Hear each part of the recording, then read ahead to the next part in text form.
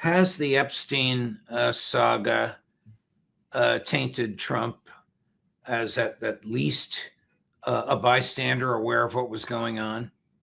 Recently, Aaron Maté went on Judge Napolitano's podcast to talk about his views in relation to the Epstein cover-up, how significant he thinks it is, what are the ramifications for the Trump administration, and if he thinks Epstein was connected to any intelligence services. Let's get his take on this. Please like the video and subscribe to the channel.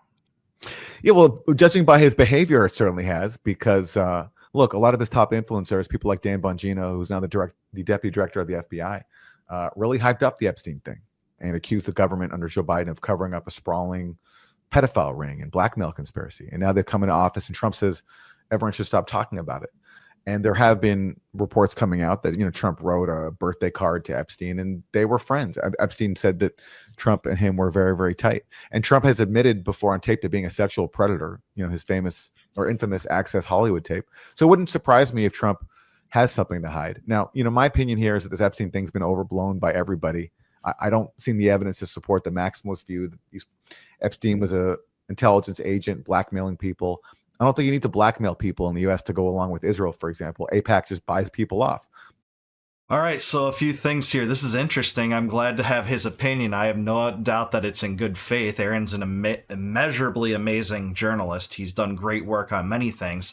But he is right about one thing here, at least in my mind, and that's that the defensive nature of this posturing and this spin campaign to do away with the Epstein story has invited the worst possible suggestions about Trump's implications, his involvement in Epstein's crimes, etc. He couldn't have done a better job at attracting attention to this thing such that it would never go away. He spun it from it's boring to it's a Democratic hoax to there's nothing to see here. Let's go away from it. Stop talking about Epstein. Why are you talking about Epstein when there was this Texas flood? To, hey, we're going to try to seek answers from grand jury testimony in the Epstein case, which didn't happen. Presumably they knew it wouldn't happen because that judge was adversarial to Trump anyways and wouldn't release new information. But look, they're sitting on teams of information we know exists. Information from Epstein's situation as a federal informant, which we know happened after his 2008 sweetheart deal. Also, the things that he reported after the collapse of Towers Financial, where he was involved in a Ponzi scheme with a guy named Stephen Hoffenberg, one of the biggest Ponzi schemes in U.S. history. We know there was evidence from the search warrants being withheld, and we know, and Ron Wyden's one of the only guys talking about this still, that there are $1.5 billion in wire transfers between Epstein and people of prominence that haven't been revealed. So if anything, Trump's done anything he can to be secretive about this. Now, I do think the most likely scenario is that he was a Mossad asset, not a badge-wearing agent of Mossad, certainly not so, but the intelligence services he ran in seems to coincide with what he was doing, and that was a blackmail operation with a child sex trafficking ring, using it to bend politicians and people of prominence to their will. He's right about AIPAC, but it's not like that's the only strategy they employ to control politicians and get the correct outcome as far as Netanyahu and Israel goes. So here's where I'll disagree with him a little bit. And buys out, outs the people that they don't want. AIPAC does a pretty good job of that. But it does look the way Trump is handling this, that he is embarrassed by it. And that makes sense, given that him and Epstein were close. Just as Bill Clinton, who, unlike Trump, went to Epstein's island, also probably isn't happy that this is getting public attention. Yeah, that's right. And if anything, Bill Clinton's connection to Epstein was greater than it's often been alleged. Epstein visited the White House under Clinton 17 times.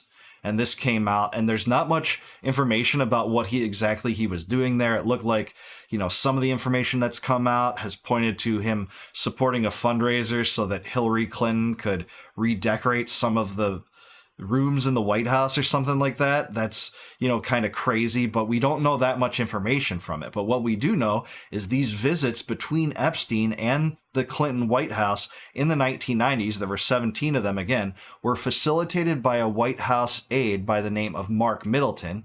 He was also involved in what became known as the Chinagate scandal, and I won't get into that.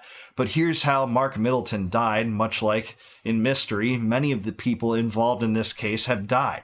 In 2022, they said he committed suicide. How did they find his body? On his ranch in Arkansas with a gunshot wound to his chest. They say it was a shotgun blast to his chest and he was hung. So he was both shot and hung, and they called it a suicide, and not much information remains. We can't get an investigation on that or his connections to Epstein. So yeah, it's obviously true that all sides have their guys implicated in this thing, and it really explains why this has been a bipartisan cover-up, not only on the Biden administration, but also on the Trump administration.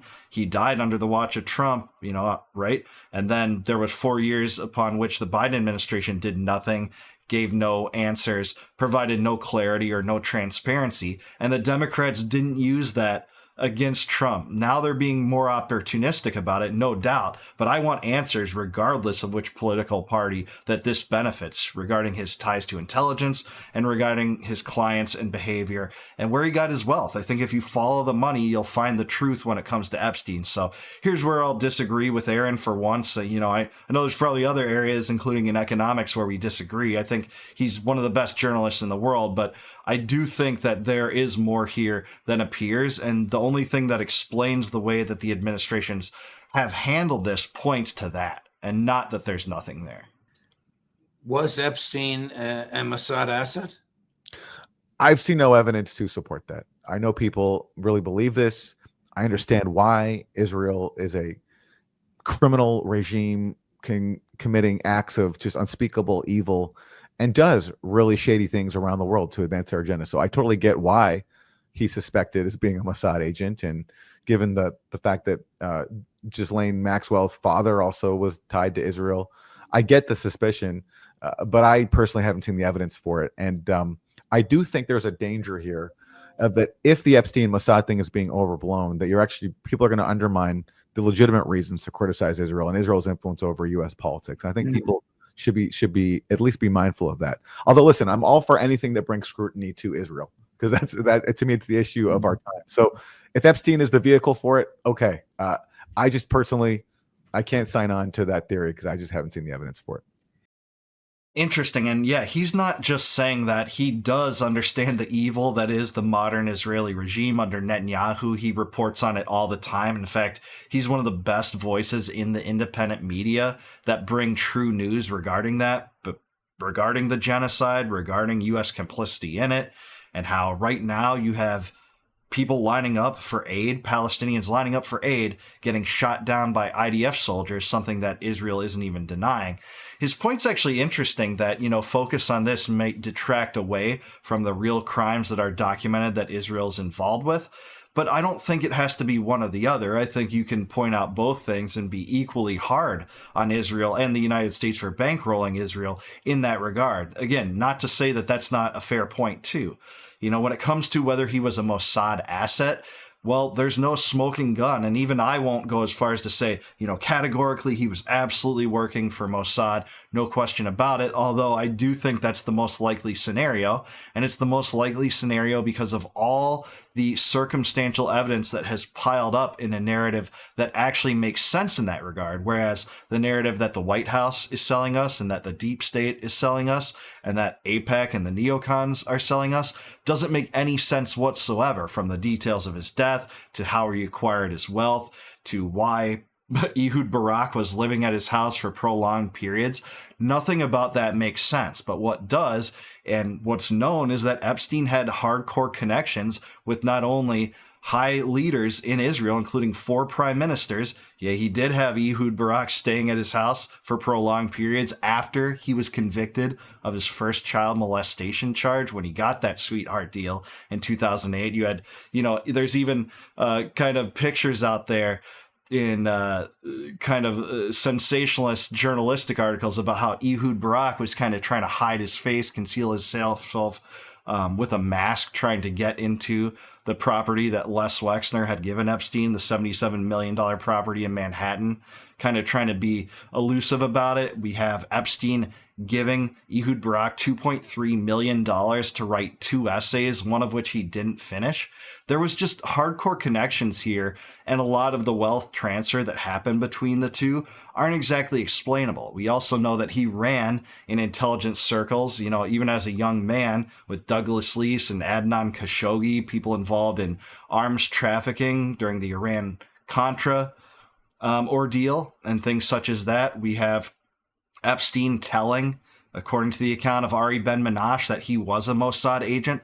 So there is a lot of circumstantial evidence that he was, and it also fits the narrative of the child sex trafficking operation, because if you get these prominent people and traffic children to them, you have the ultimate blackmail. It might explain some of his wealth and why you can bend politicians to your will. Now, again, Aaron is right about the fact that AIPAC can control people through buying them out. They buy out politicians all the time.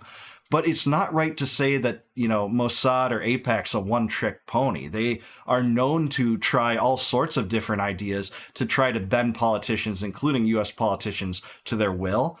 And they were notorious for honeypot operations even before the whole Epstein saga panned out, or played out, I guess, and questions were raised in it. So, I have the deepest respect for Aaron. He works with Max Blumenthal, who is more persuaded to my point of view on this issue. And, there's mutual respect between those two as well. I have no reason to doubt the sincerity of both men. But I think if you take everything as a whole, there just isn't a possibility that all of this is coincidences, that he was tied up in intelligence operations from his first job ever, maybe not tied into the operations, but Donald Barr, who worked at the OSS, the precursor to the CIA, gave him his first job, and forward all the way up to the very end when Ehud Barak was staying with him, toward the very end of his life.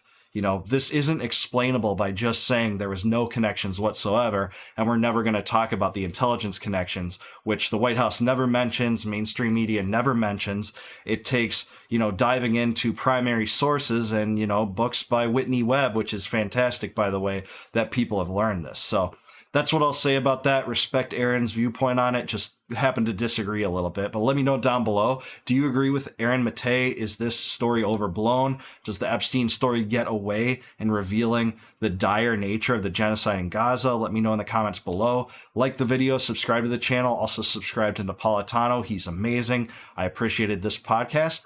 And please consider becoming a YouTube member. If you click the join button below, I will give you all of my videos to be viewed before they go live to the general public on YouTube. And until I see you guys next time, no more war, no more debt, no more inflation, and no more empire. The deep state remains the same regardless of the names. Talk to you guys next time.